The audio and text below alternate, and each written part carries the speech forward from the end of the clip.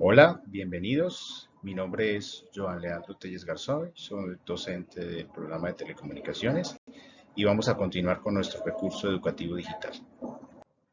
En esta ocasión vamos a continuar con la lección número 3, que es un tema fundamental del recurso educativo digital, y vamos a hablar como tal de la integral de convolución y vamos a ver cómo podemos obtener la respuesta a través de esta herramienta matemática.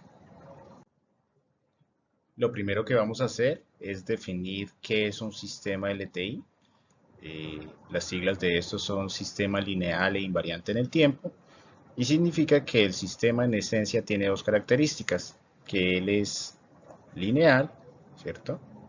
Y que es invariante en el tiempo. ¿Qué significa ser lineal? La propiedad de linealidad de un sistema, eh, que puede ser tanto continuo como discreto, en este caso vamos a abordarlo desde el punto de vista continuo, me dice que la respuesta a una combinación lineal de señales de entrada es la misma combinación lineal de sus respuestas de salida. Es decir, aquí tenemos un ejemplo gráfico, sería lo siguiente, sería como si yo tuviera dos señales diferentes, ¿cierto?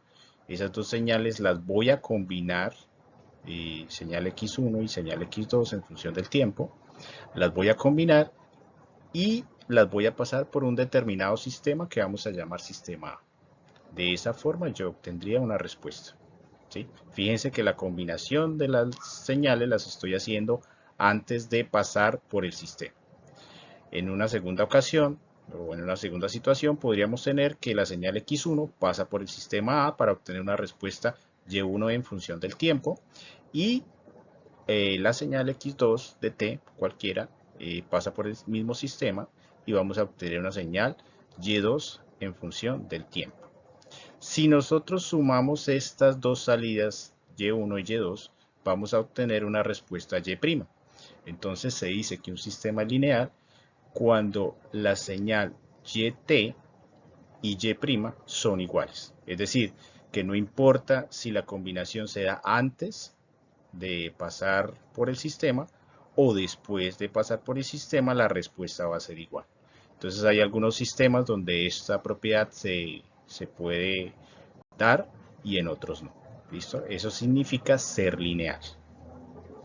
Y la siguiente propiedad es la de invarianza en el tiempo. La de invarianza en el tiempo tiene que ver con una cuestión de corrimiento temporal y quiere decir lo siguiente, que su comportamiento no cambia con el tiempo. Es decir, yo tengo un sistema y yo puedo someter una entrada a ese sistema, supongamos que es un sistema de control de alguna variable de temperatura que actúa sobre una válvula de un, de un sistema de tubos.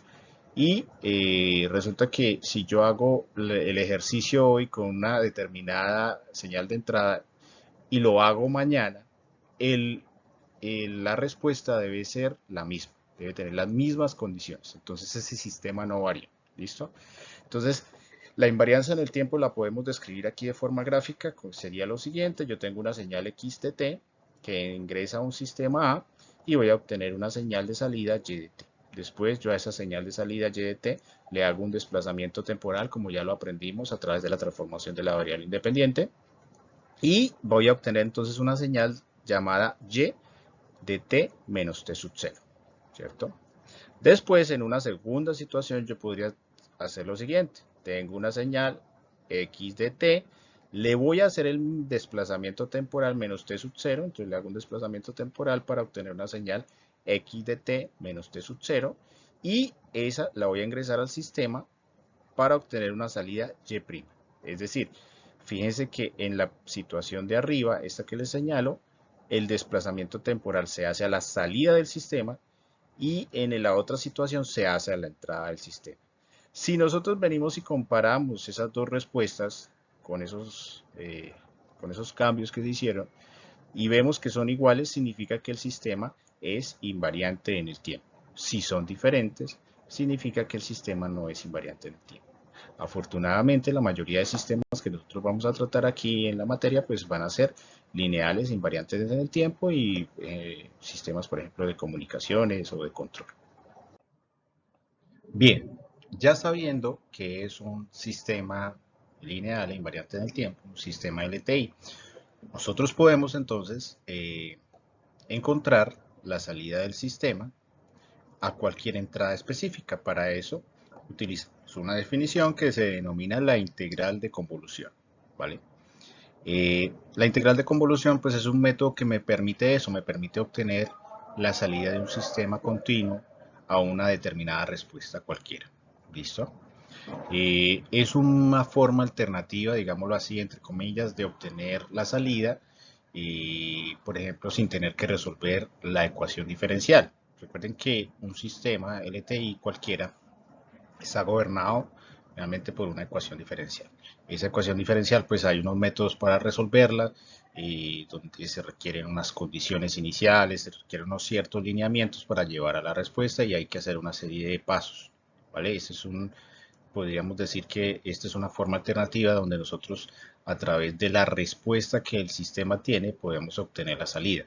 Entonces, ¿cómo funciona eso? Resulta que si se acuerdan un poco del impulso unitario, la función, la señal impulso unitario, resulta que si nosotros pasamos esa señal eh, por el sistema, por un sistema LTI, nosotros vamos a obtener la respuesta al impulso unitario y esa señal me caracteriza completamente el sistema. Es decir, que digámoslo sería como hacer un cambio donde yo cojo toda esa complejidad que tiene el sistema y la convierto más bien en la respuesta al impulso unitario. Esa respuesta, como lo dice aquí abajo, fíjense que me caracteriza completamente un sistema continuo en términos de la respuesta al impulso. Entonces ya no necesito la ecuación diferencial como tal que gobierna esto, sino que más bien necesito es la respuesta al impulso, una señal que viene acá que inicialmente se sometió un impulso unitario y como respuesta ese sistema dio esa señal. Esa señal me caracteriza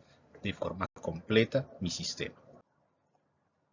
Entonces fíjense que nosotros tenemos ya de entrada a priori que conocemos cuál es la respuesta al impulso unitario de un sistema cualquiera.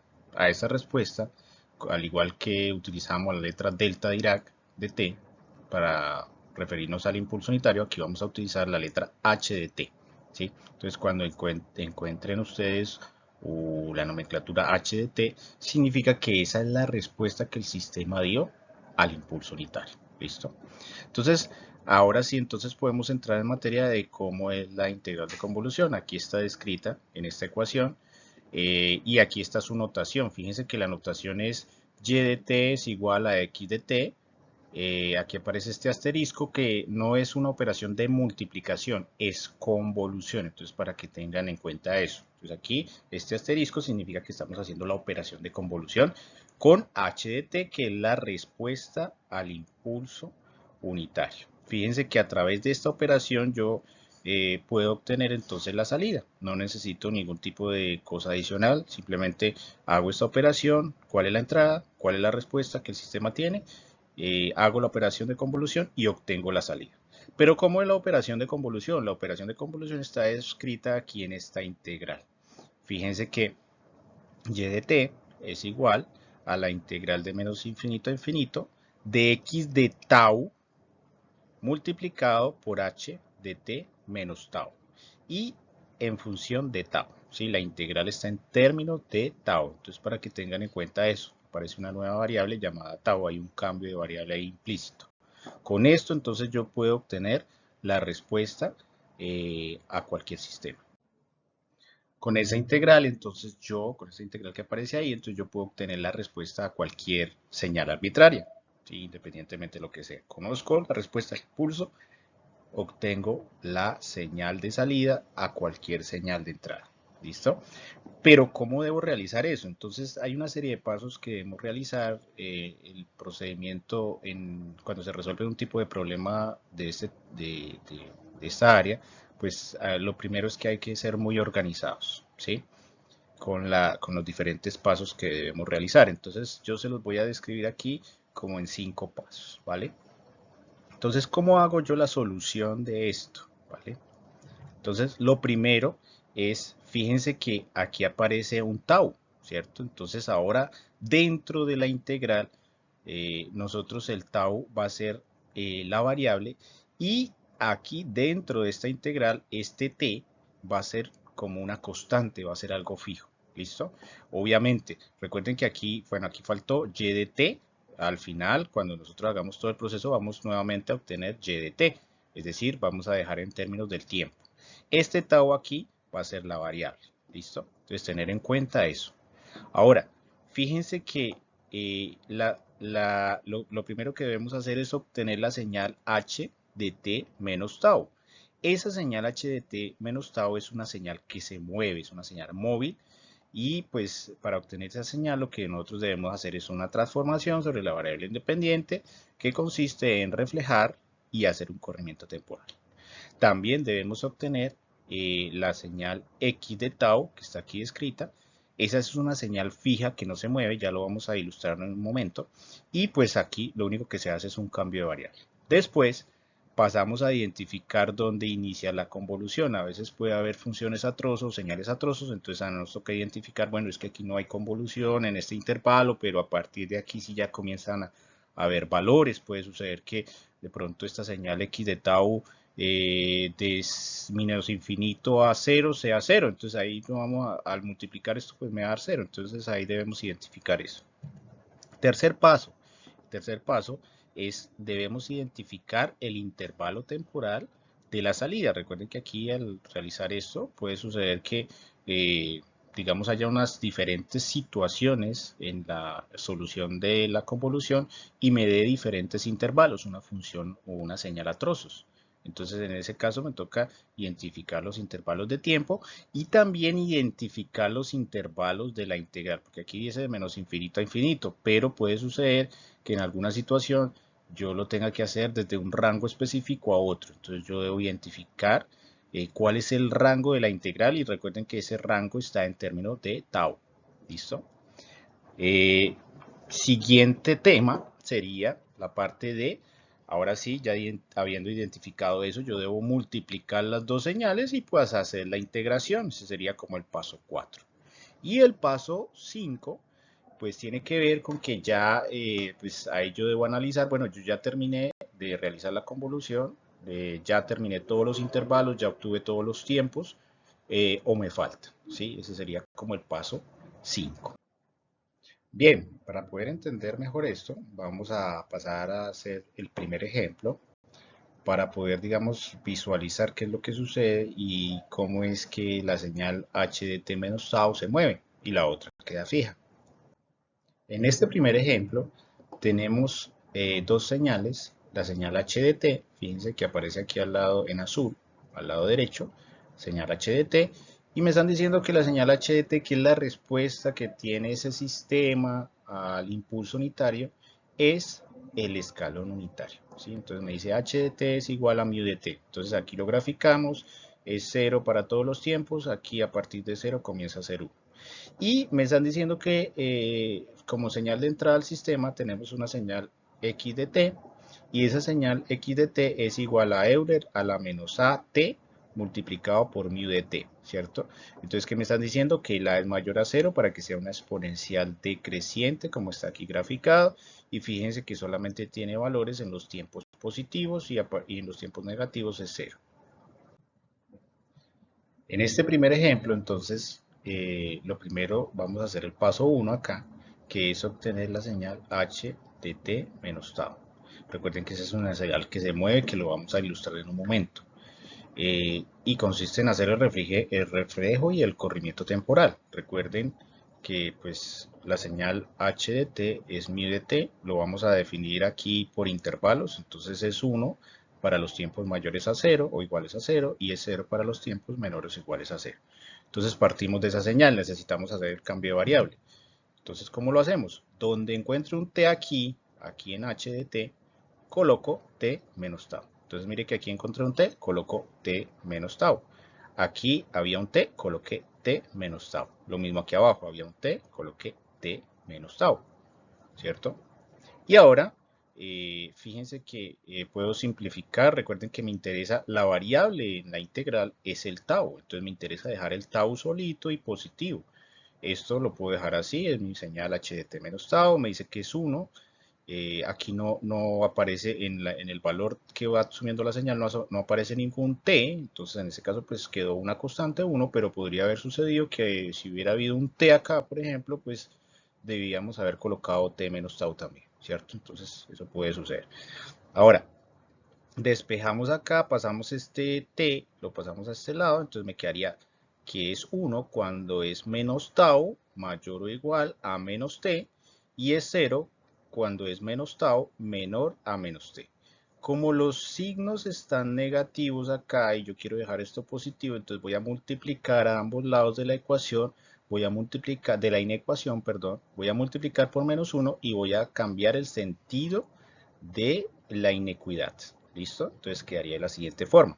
Fíjense que acá multiplico por menos 1, me queda tau, multiplico por menos 1, me queda tau, y él aquí era mayor en este sentido, aquí quedó al sentido contrario. Entonces quedó tau menor o igual a t, y lo mismo en la parte de abajo, quedó 0 cuando el tau es mayor a t. ¿Sí? Multipliqué aquí por menos 1, aquí por menos 1, y cambié el sentido de la inequidad. De esa forma, entonces nosotros tendríamos que la señal que se va a mover h de t menos tau está aquí escrita.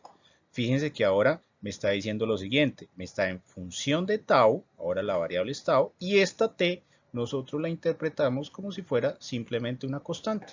Entonces me dice, oiga, mire, ahora usted tiene un escalón, ¿cierto? Ese escalón llega hasta t, es 1, ¿cierto? Y de ahí para adelante es 0.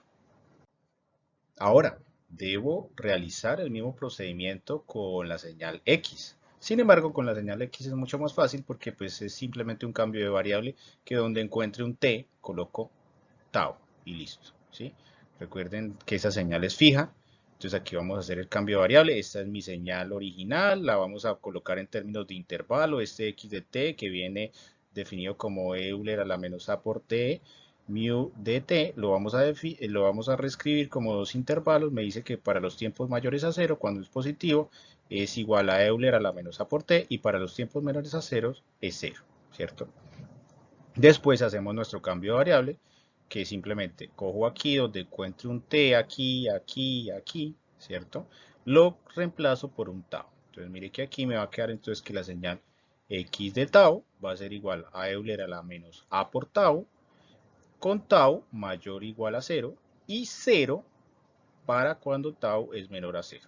¿Cómo me queda aquí? Pues la misma señal, solamente que ahora está en términos de tau. Bien, ahora vamos a analizar dónde, vamos a pasar al paso 2 y vamos a ver dónde es que inicia o dónde comenzamos a tener resultado, porque pues fíjense que aquí esto es 0, esto viene la señal desplazándose acá y es 0, pues el resultado va a ser 0.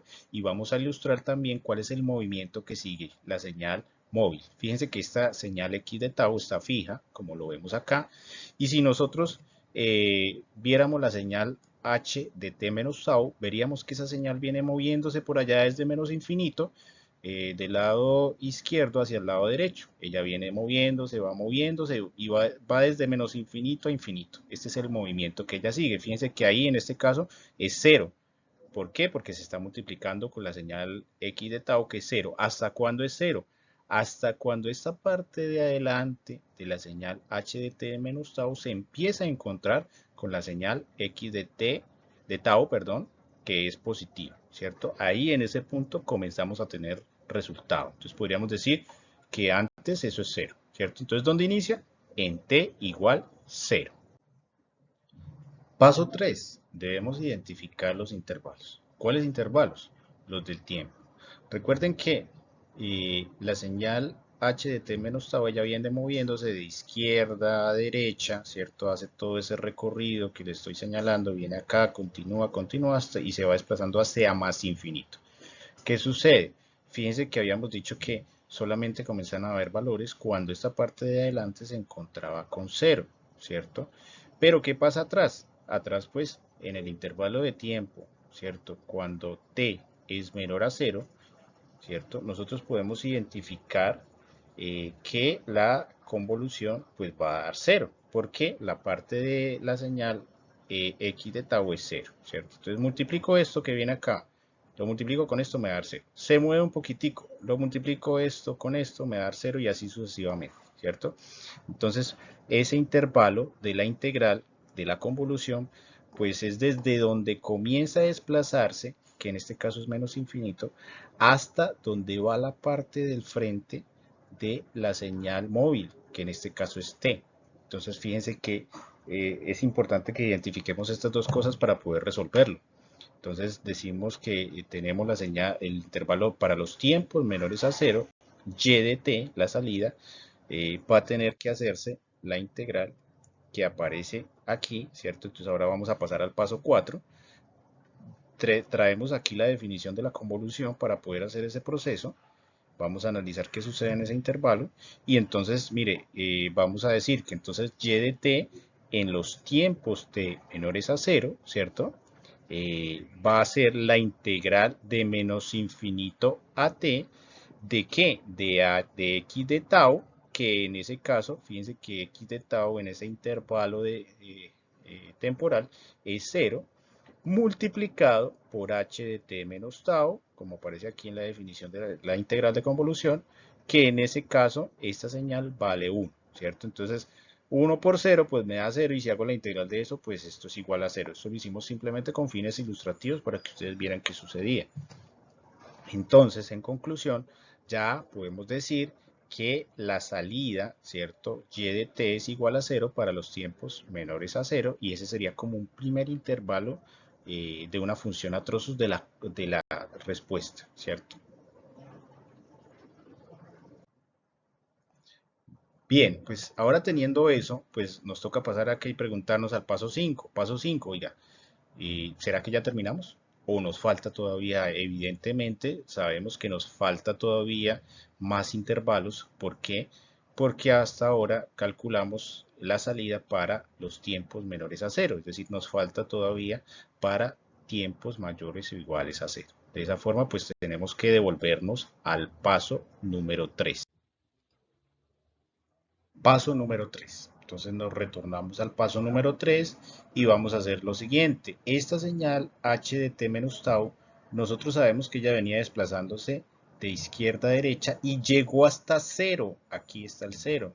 Aquí comienza a haber convolución. ¿Qué pasa?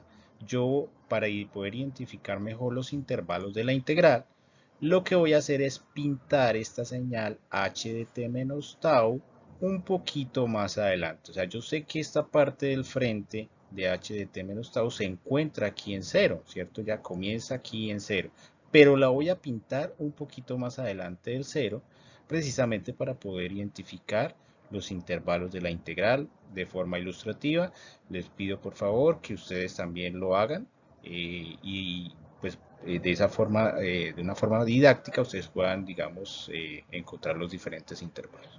Primer intervalo, fíjense que aquí entonces tenemos una integral entrante, ¿sí? una parte entrante, ¿cierto? Que está definida acá. Sabemos que esto es ahora para los tiempos mayores o iguales a 0, porque ya lo calculamos previamente para los tiempos menores a 0. Entonces nosotros decimos que la integral la pintamos un poquito más adelante precisamente por esto, porque fíjense que ¿dónde comienza a ingresar? Comienza a ingresar en el tau, bueno, aquí en este punto que es 0, ¿cierto?